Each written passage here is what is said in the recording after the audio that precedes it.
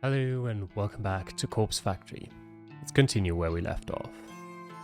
Not a morning person, never have been, but running with Noriko has forced me to get up early more times than I can count. Doesn't mean I'm getting used to it, still can't prevent myself from yawning. Doesn't help that last night was a sleepless one. Couldn't convince my overactive mind to take a break. Even distractions didn't help, couldn't concentrate on reading, couldn't focus on tidying the apartment. Nothing worked. The same questions kept bouncing around the inside of my skull. When the sun came up, I decided to stop torturing myself and just confront Noriko. Perhaps she has some answers. Wake up. I lean over her near-lifeless body and whisper sharply. Don't want to scare her awake. Don't want her to ignore me either. Noriko, wake up. My whisper becomes more of a hiss and the girl before me begins to stir. She rubs her eyes, a familiar sight thanks to all the times I've woken her up lately. Again, Kojiro?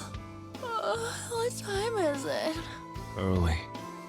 Listen, got some questions for you. Give me a break. She sighs, sits up and reaches for her handbag lying next to her futon. After rummaging through its contents for a few seconds, she curses under her breath. No coffee. Here. I toss her a silver can of coffee I picked up from a vending machine on the way over. I know the drill by now, know Noriko well. The can slips through Noriko's slender fingers and comes to rest safely in her lap. Oh, thanks. She cracks open the tab and takes a long sip, effectively draining half the contents in one swig. This is nice. She thoughtfully examines the front of the can, running her fingers along the embossed logo. Glad you like it. Now, questions.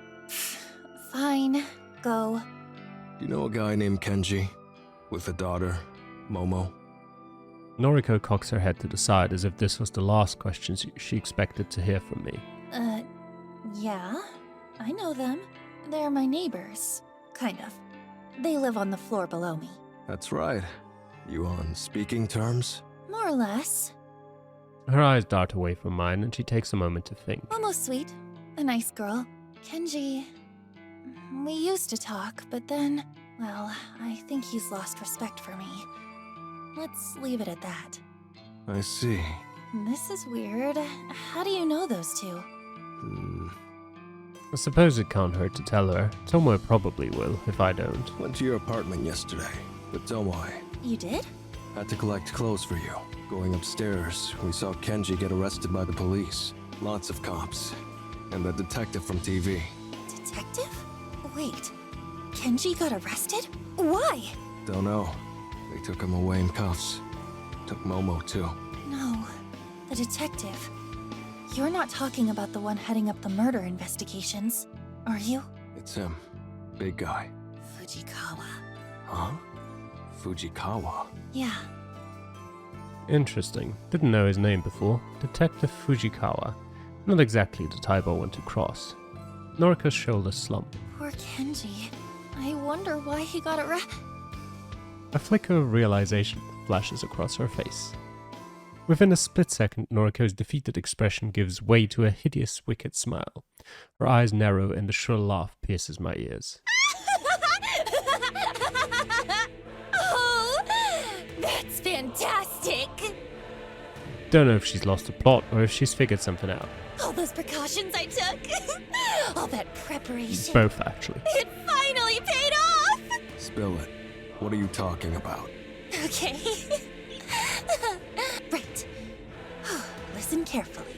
When this all started, when Corpse Girl first told me to start killing. When Corpse Girl first told her? I thought she was Corpse Girl. That's what she's always referred to herself as. I knew that running the website from my apartment was a risk. I knew accessing the database of the deceased could be tracked by anyone watching me. I took certain measures to protect myself.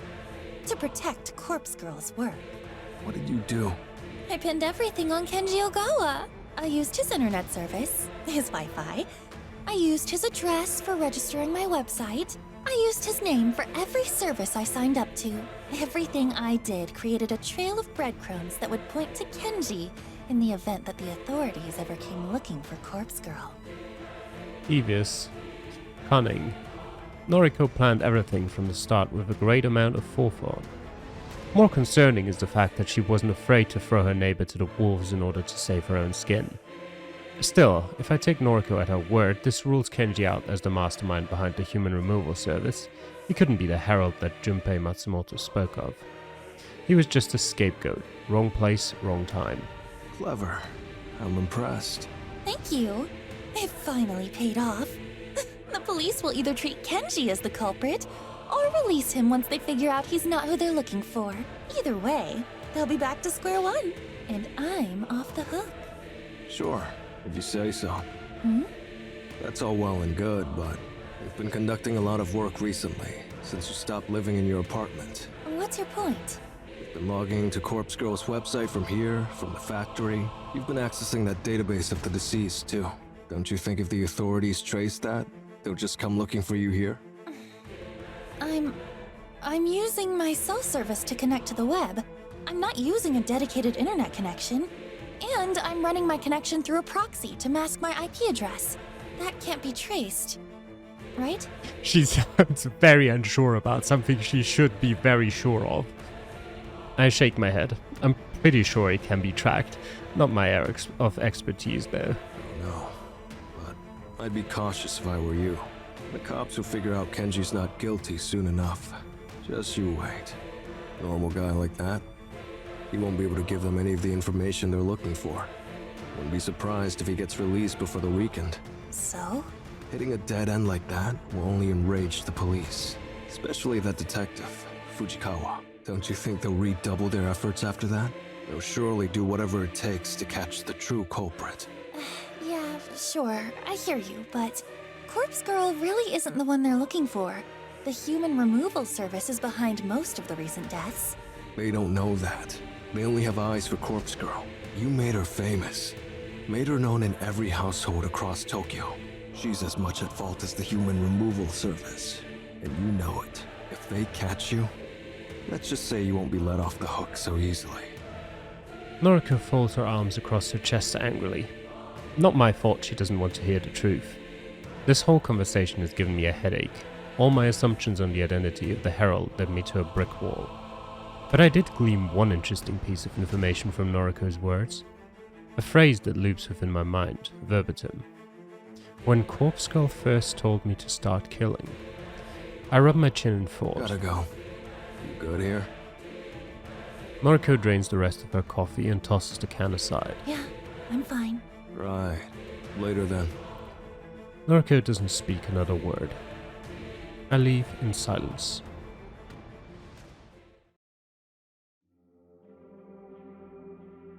Got a few hours before I need to be at the morgue. Usual night shift. Not a good combination with an early morning. At least there are no deliveries to make today. For Noriko. Or for Corpse Girl. For the best. If Tomoe is quitting the business, we won't have a driver. Didn't really think that through when I encouraged her to go with her gut. Oh well, that's on Noriko. She's the brains behind the operation. I'm simply the muscle, just like I always tell her. Corpse Girl told Noriko to kill people. That's what she said. That's what Noriko, what Corpse Girl. That's what the person I know as Noriko told me. That begs a follow-up question. If Noriko isn't Corpse Girl, then who is?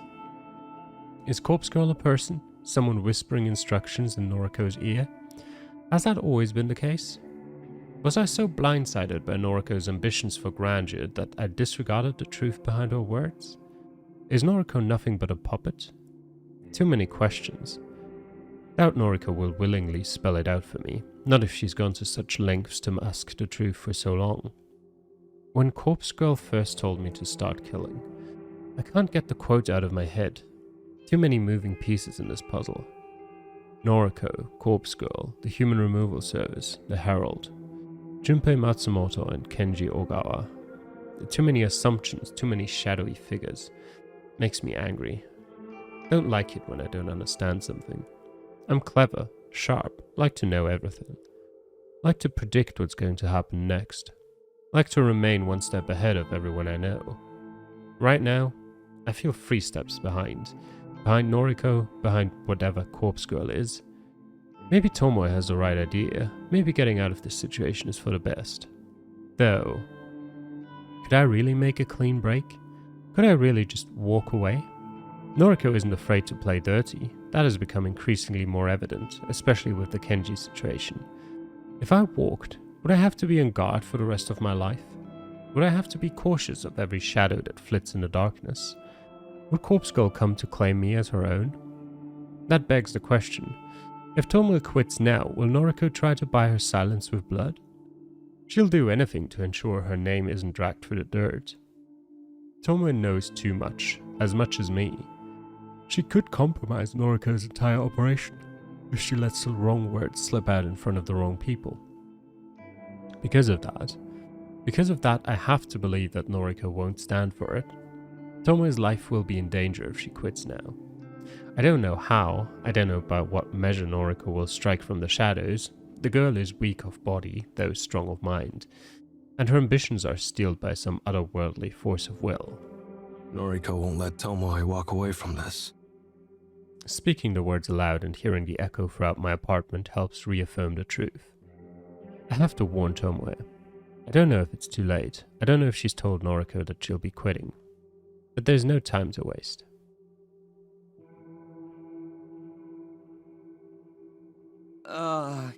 Can I help you? Tomoe in? She's, are you a friend of hers? Yeah. Um, This is an emergency. really? Hang on, I'll go get her. I wait patiently as the guy, I assume Tomoe's boyfriend, goes to fetch her. It's fairly late now, the sun is setting, I might miss the start of my shift at the morgue. This is more urgent. Kojiro? What the fuck are you doing here? Need a word. How'd you get my address? You know what? I'd rather not know. Tomoe, who is this guy? Why does he smell like... Long story. Is he bothering you? Should I take care of him?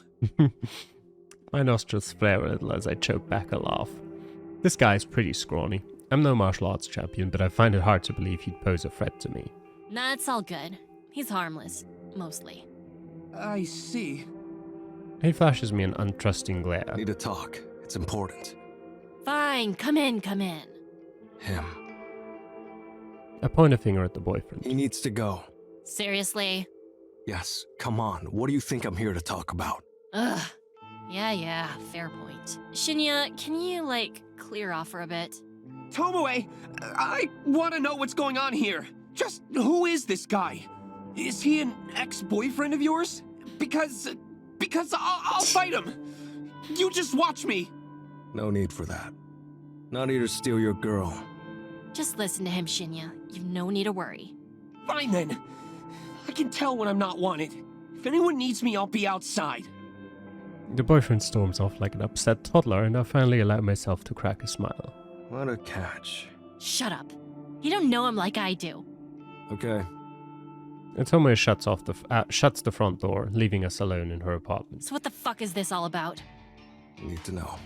Have you told Noriko you're quitting? Nah, not yet. Surely you could have asked me that over noise. Proms. Thought you might be in danger already.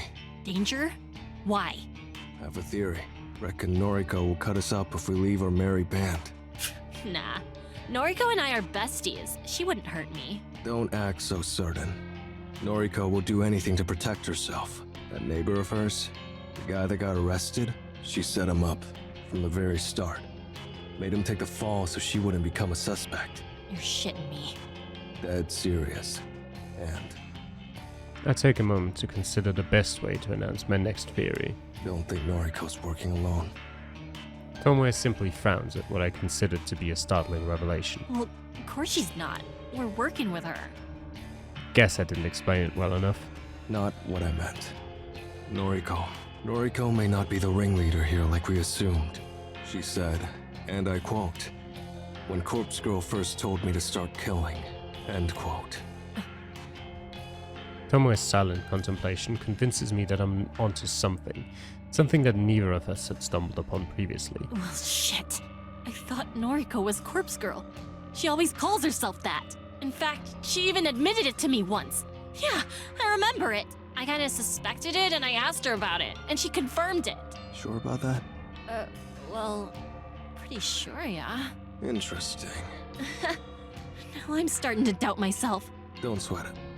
Noriko does refer to herself as Corpse Girl. I'm sure of it. Right? I thought so. But I'm still uneasy about it.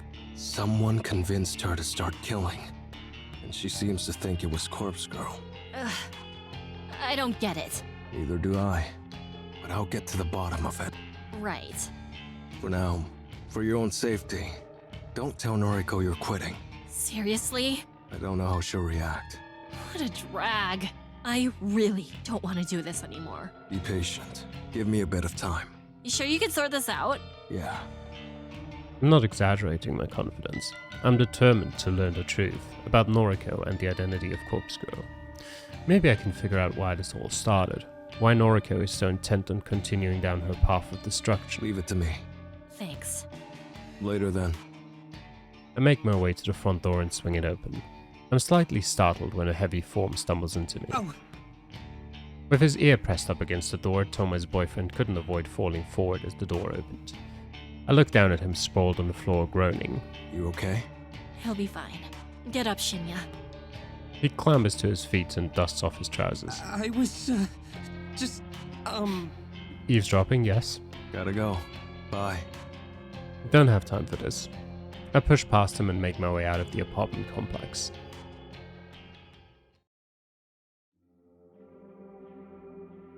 My late arrival at the morgue is not met by any form of chastisement. The place is empty, devoid of life, nothing out of the ordinary here. Though, something is off. It's too empty. Glancing around at the walls of cold chambers, I immediately notice something suspicious. The majority of the chamber doors aren't sealed shut.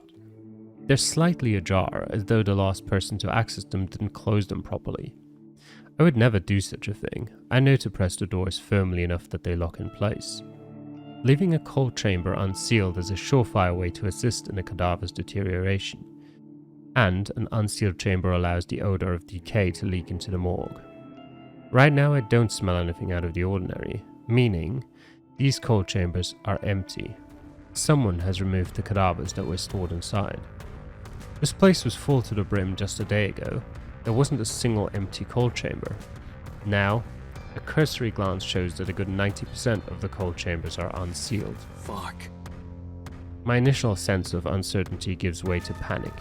I jog toward the left wall of chambers and start pulling the sliding trays out, one by one. Empty, empty, empty. One after the other. Each chamber is devoid of its macabre contents. Even the HRPs have been removed. Shit. I come across one cold chamber that is still sealed. I press the release button in as I pull the handle forward. The familiar hiss of cold air escaping from the hollow space does little to allay my fears. I slide the tray out and sigh. Empty. It would seem that even the properly closed chambers have been evacuated. Oh, fuck, shit. I dash to the opposite wall, the row of cold chambers that store bodies not due for cremation. The row that Noriko isn't allowed access to. But, just like the other wall, every chamber is empty. Doors ajar, unsealed, empty. I thoroughly check each and every one. No luck. I trudge toward the computer at the far wall. Logging into the inventory, I scan through the list of recent arrivals and departures. No bodies came in today. Unusual, but not itself a cause for concern. More importantly, no bodies have been checked off as removed from the premises. Each and every body that has disappeared from this place has not been accounted for. The correct protocols have not been adhered to. I can only draw one conclusion. The morgue has been robbed.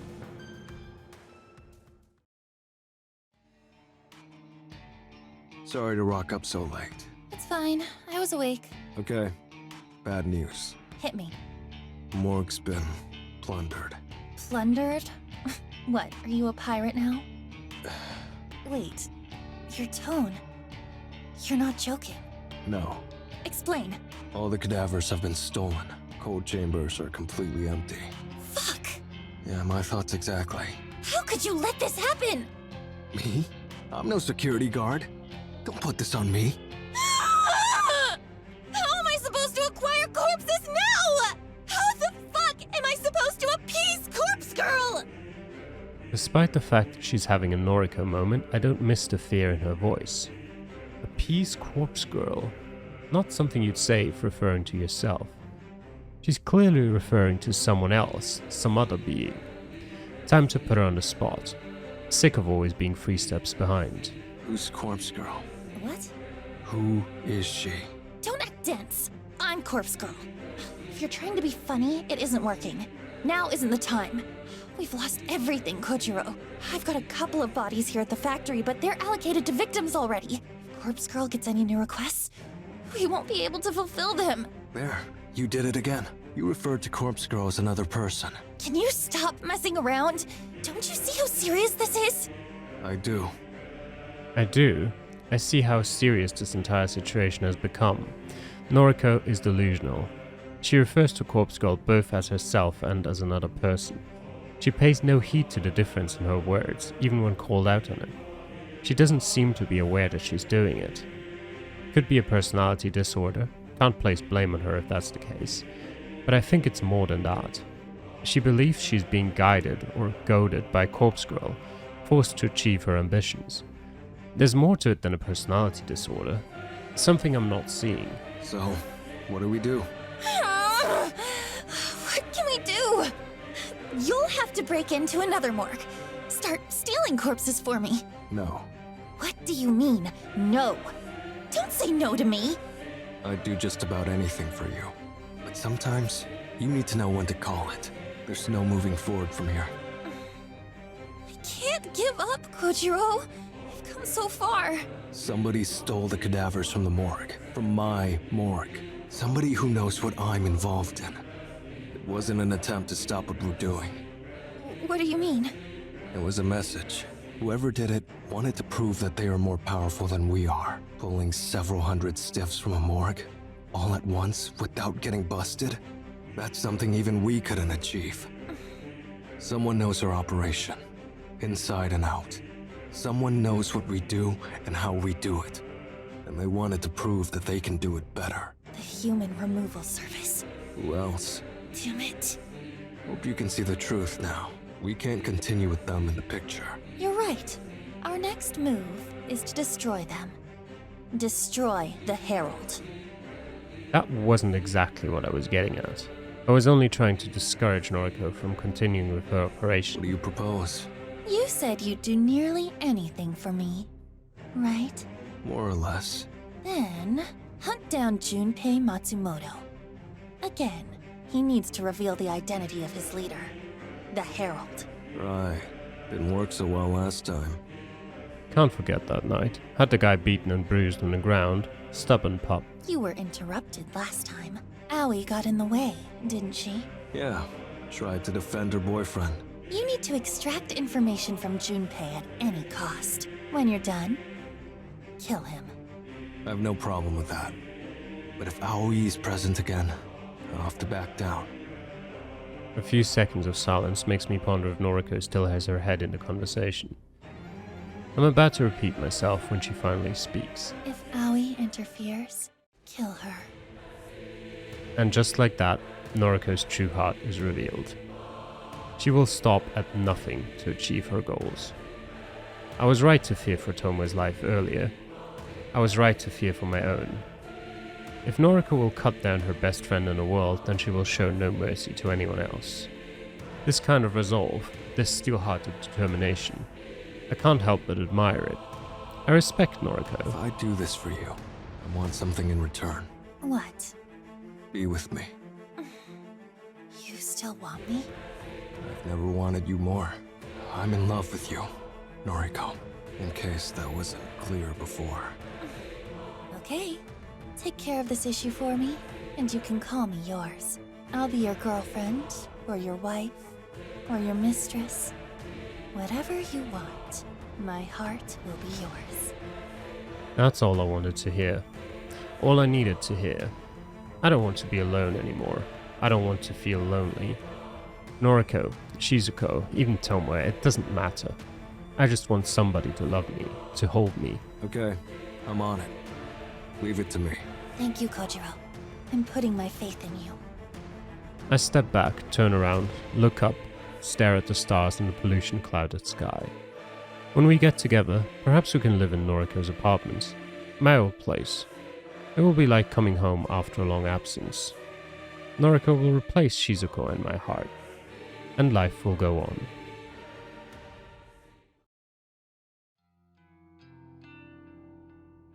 August 6th, Thursday afternoon.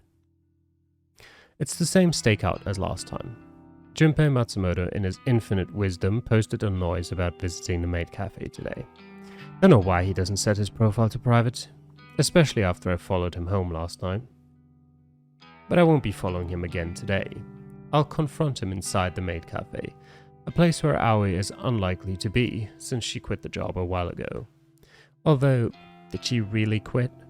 If memory serves, she was dressed as a maid last time I encountered her. It's not that I have qualms about killing her. In fact, I'm not even bothered that Noriko is okay with ordering her death. I'm just thinking about the future. When Noriko and I marry, we'll want friends and family to attend the wedding. Noriko will need bridesmaids, a maid of honor. Aoi will be perfect for one of those roles. By sparing her life now, I can kick off my new life with Noriko on a high note. I'm aware other people will be present in the cafe. I've no intention of hurting them. I'll force as many as possible to evacuate, or I'll corner Junpei somewhere private. The dog himself arrives as I'm playing through possible scenarios in my head. He waltzes through the front door, completely oblivious to my presence across the street. I'll give him some time. Let him get comfortable, lower his guard. The weight of the blade inside my pocket is unfamiliar. Not like it's so heavy that it will restrict my movement, just feels strange. Figured it was better not to tackle this unarmed. It's an emergency measure. After 20 minutes, I approach the maid cafe's entrance. Not a fan of the atmosphere. Too flashy for me. Prefer somewhere more simple, laid back. Junpei has a table near the far wall, alone. Not that I expected any different. A blonde maid trots over to refill his drink. He nods politely but doesn't say a word. Hasn't seen me come in yet. Someone asks if I want a table. I don't respond. Someone else chimes in, something about paying the cover charge. I don't know. My attention is on the dog. No one attempts to hold me back as I march toward my prey. He finally sees me, but I'm 5 steps away and it's too late. Oh, what the? Long time. You're crazy, man. Get away from me! Looking at him up close, he doesn't seem too worse for wear, considering our last encounter. I start to wonder if I went too easy on him. Can I sit here? Hell no! Get out of here! Thanks. I pull up a chair and sit directly across from him. The blonde maid from before offers me a menu. Then she gasps and I hear something shatter on the floor. It's you! Strange. Aoi didn't quit her job after all. Did she lie to Noriko? Did Noriko lie to me? I'm 90% sure it's her anyway. Stay back, babe. I got this. Yep, it's her. Thought you quit? Huh? I thought you quit this job. What? How would you know that? I realized that I shouldn't spill any details on my relationship with Noriko. Forget it. Yo, you think you're hot stuff, right? Tailing me, beating me up, and now you're digging into my girl's business? The fuck is wrong with you, man? Excuse me for a second. I stand up slightly and lean over the table. Junpei recoils as my fist pummels his nose. Sorry, had to do it. I sit back down and wipe my bloodied knuckles with a napkin. Junpei clutches his face and sobs. Aoi is visibly shaking, standing next to her dog, unsure how to react. By some miracle, I don't think anyone else around witnessed the punch. For the best. Means we can get down to business without interruption. Some questions for you. You broke my nose! Shush. Haven't asked my question yet. Aoi somehow gathers the courage to flee. I don't watch her leave, but I get the sense she's gone to fetch help. What do you know about the robbery of the hospital morgue? I don't know what you're talking about. No, not the answer I wanted. Junpei makes the mistake of possessing fingers. I jam a steel fork into the back of his left thumb and pin it to the wooden table. You're going to give me the answers I want. Am I clear? You're a nutcase. You're a psycho. No. For my next question, how did you find out about my involvement with Corpse Girl? It seems that Junpei is carefully weighing his response for the first time. Instead of outright defiance, he wisely chooses to grant me a satisfactory answer. It wasn't hard, man. You're not the most stealthy dude around, you know? Explain. You and that blonde gal girl, Tomoe Watanabe, you're not cautious enough. So, he knows Tomoe's identity and her involvement. This hound is truly a liability. It's not hard to tell you when you drive that hunk of shit van around town, dropping dead bodies off to Corpse Girl's targets. He knows a lot. Way too much. How far does his knowledge extend? I see. My next question, then. Do you know Corpse Girl's identity? I think the real question is, do you? I consider his words. Do I know Corpse Girl's identity? Beginning to doubt that. Had he asked me a week or two ago, I would have thought of Noriko immediately. Now? The way that Noriko has been referring to Corpse Girl, I'm not so certain. But I won't let this wounded mutt have the upper hand. I won't let him pry open gaps in my defense. Wrong answer. The only other piece of cutlery at hand is a metal spoon. I drive the slightly pointed rear end of it into the pointer finger on Junpei's already injured hand. Corpse Girl's identity? Fine. Noriko Kurosawa. Interesting. I see.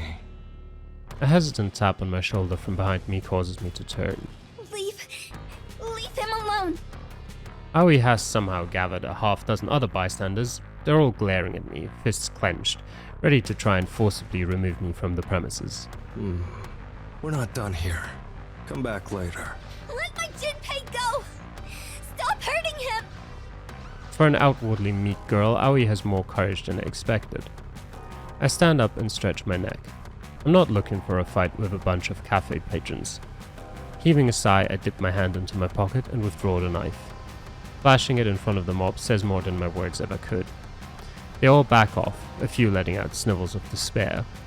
Aoi, either out of bravery or fear, holds her ground.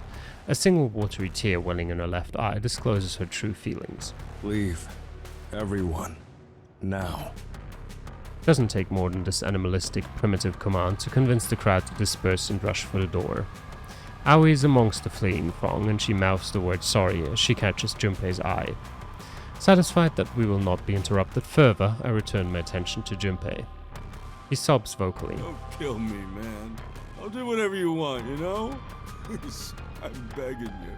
I've got my whole life ahead of me. Relax. Only one more question for you. What? What is it? Who runs the human removal service? Who is the Herald? I'm being completely honest with you, man. I don't know who he is. He wears this creepy-ass mask and never speaks.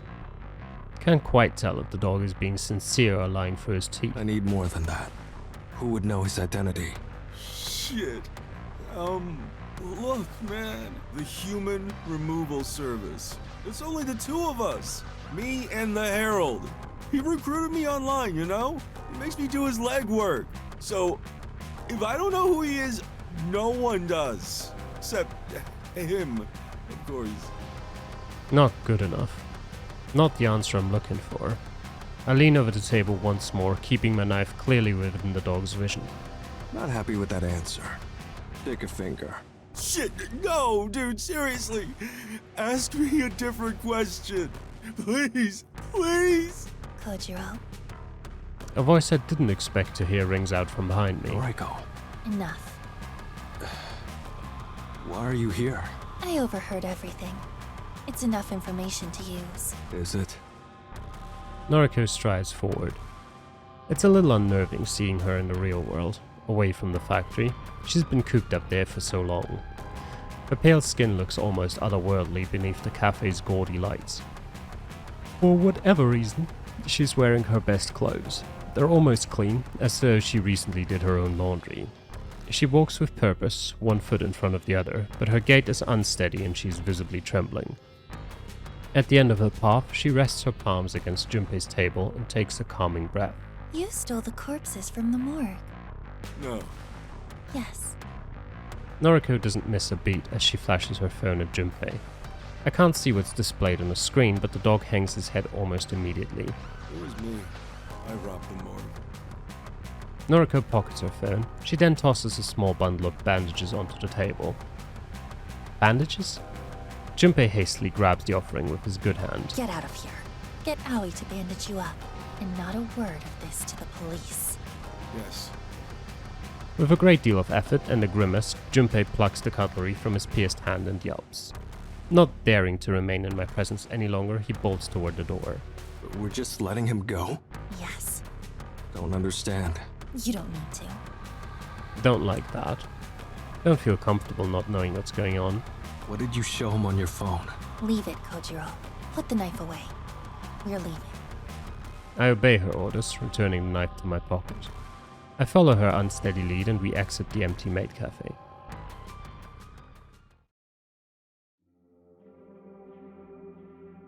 Noriko gasps unhealthily as she quickly consumes her weight in water. With a loud swallow, she brings her sleeve to her lips and wipes her mouth dry. The empty water bottle clatters against the concrete and Noriko's gaze returns to me. That's a bit better. The visit to the maid cafe got the better of her. She spent too much energy intervening in the confrontation, but her motives for doing so remain unclear. Fill me in. There's no need to kill Junpei. Why? He knows everything. Knows me, knows Tomoe. He knows... you. Noriko hesitates, but she doesn't flinch at the revelation. Something tells me she already knew this much. Junpei Matsumoto will be dead by sunrise. I made a request, Kojiro. A request? The first thought that jumps out at me is that she requested for Corpse Girl to kill Junpei Matsumoto. But that's a ridiculous notion, isn't it? I see. I don't think Corpse Girl can take care of him. He knows her whole operation. Noriko's raised eyebrow conveys her confusion. What? No, I didn't make a request through Corpse Girl's website. What would be the point of that? I shrug because I truly don't know what else she could have meant. Of course, the human removal service. Kojiro, please. I used the other website, the Human Removal Service. I made a request for the death of Junpei Matsumoto. Oh. But, again, what good would that do? Junpei is an accomplice. If his colleague, the venerable, supposedly immortal Herald, receives a request to kill him, it will simply be ignored. Unless... A startling realization dawns on me. Shit, of course. Why didn't I suggest that?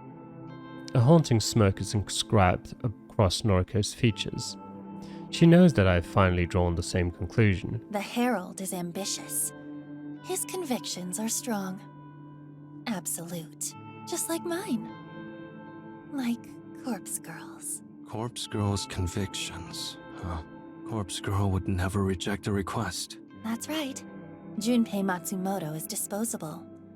A pawn, the Herald will deal death to him in the same manner as any other nameless victim. I see. But more important than Junpei being killed is what we will discover in the aftermath. Explain. By knowing that Junpei is the next to be targeted, we can observe him and witness the Herald's killing method firsthand. Ah. It's brilliant. Noriko has laid the perfect trap. By sparing Junpei's life today, we have set him up to be slaughtered by his own compatriots. And we can use his death as a means to uncover exactly how the Herald brings low his victims. Have to add it to you. This is a pretty fantastic plan. It's not the worst plan she's ever had, I wouldn't call it fantastic. I know. A few things. You have doubts? Not doubts, exactly. Firstly, how do we know exactly when Junpei will be killed? Noriko sweeps her hair behind her ear and scoffs, as though the answer should be as clear to me as it is to her. I specifically requested the time of death. You can do that? The Human Removal Service demands it. Interesting. Second topic. What if you're wrong? What? What if the Herald isn't willing to kill his own ally? In that case, it will prove something important. It will prove that we're dealing with a complete amateur. Someone whose convictions could never reach the strength of Corpse Girl's. And just like that, Noriko reaffirmed my earlier suspicions. Corpse Girl truly would destroy her own allies in order to see her ambitions fulfilled. Tomoe, myself, our souls are shackled to Corpse Girl's own black void, yet we are not safe from her wrath. Should Noriko will it, our flames will be snuffed out in moments. We are nothing to her. Dirt, dust, ash. We will be blown away like the useless incinerated remains of a cadaver. Understood. Let's uncover the secrets behind the human removal service.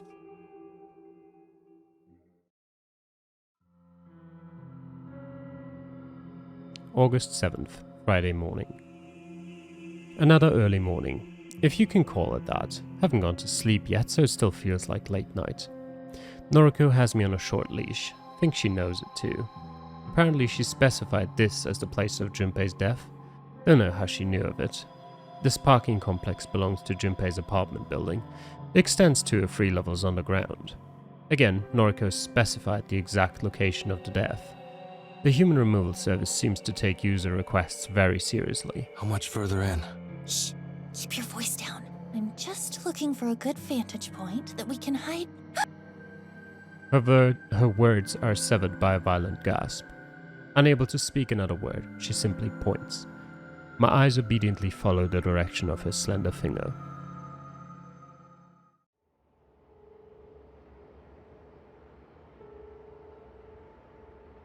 Oh, It's a woman. disappointing. Missed the main event. Junpei Matsumoto is already dead. Is it Aoi? It might be Aoi. He's floating in a sea of his own lifeblood. I've been thinking it might be Aoi for a while now. Could be, at least. Vicious stab wounds practically glow red along his back. After examining his remains, I turn my attention to the less interesting figure standing motionless beside him. You. The masked stranger looks like the villain from a B-rated slasher film. He's covered from head to toe in dark clothing, a zipped-up jacket with extra long sleeves, a hood, a skirt. The cut of the figure's clothes, combined with his physique, gives me the impression that he may in fact be female. Is this the Herald we've been searching for? The bloody corpse at her feet would suggest that it is so. That mask. The mask? It's simple, white, probably porcelain. It's reminiscent of something, some fictional character or maybe some film villain after all. The Herald still hasn't moved. She's as still as a statue, gaze vacant, her eyes impossible to discern behind the mask. Are you the Herald? For the first time the figure moves. It's a startling jerky motion, like a mannequin or a puppet being pulled by strings. Her head cocks to the side and she seems to notice our presence for the first time. But an answer to Noriko's question is not forthcoming. I step up to the plate. You really immortal? The Herald doesn't react to my voice like she reacted to Noriko's. She has returned to a stiff, doll-like state. Pretty easy to prove if someone or something is immortal, and I've always had a curious mind. I draw the knife from my pocket and launch it at the mannequin. The blade embeds itself in the thing's shoulder, and she doesn't so much as flinch as a trickle of blood pools around the shining steel. Ah, Mr. Hart. Kojiro, why did you do that? I shrug and take a step toward the Herald before Noriko tugs at my coat and holds me back. She takes my place and puts herself between me and the Herald. Tell us who you are. We deserve to know that much.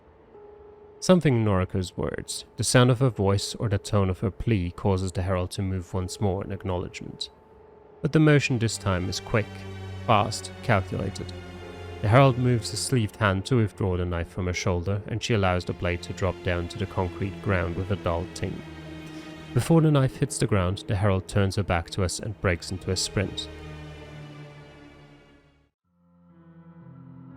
Shit, not cut out to chase her. Don't bother. We won't catch up. The Herald disappears into the darkness of the parking lot. We are left standing by the corpse of Junpei Matsumoto. Well, we didn't see the killing, but at least the request was granted. She's right. Her gambit paid off. The Herald killed her own ally. She has proven her convictions are strong. I crouch down to examine Junpei's corpse, but it's hard to get a good look in the darkness. Regardless, it's clear that the dog is dead. Should we leave the body? Going to send a text. Huh? Who are you messaging? See if I can pull a few strings. Wouldn't mind if the corpse ended up at my morgue. What are you planning? Nothing. Really. Yeah, sure. Just want to prod and poke a bit. Noriko's subsequent grunt is a clear indication that she doesn't fully believe me. Do what you want. I've gained as much from this as I had hoped. I let her trail off as I turned my attention to my phone. I swipe for my contacts and quickly compose a message to a few people in particular. If all goes well, an investigation team will shortly arrive to examine this scene. I'll be gone by then, but if my contacts do their jobs correctly, they'll haul Junpei back to the morgue. I pocket my phone and scurry toward the blood-soaked knife I launched at the Herald. It slides back into my pocket as I signal to Noriko that we should depart. Goodbye, Junpei Matsumoto. She waves half-heartedly at the corpse and lets out a childlike giggle.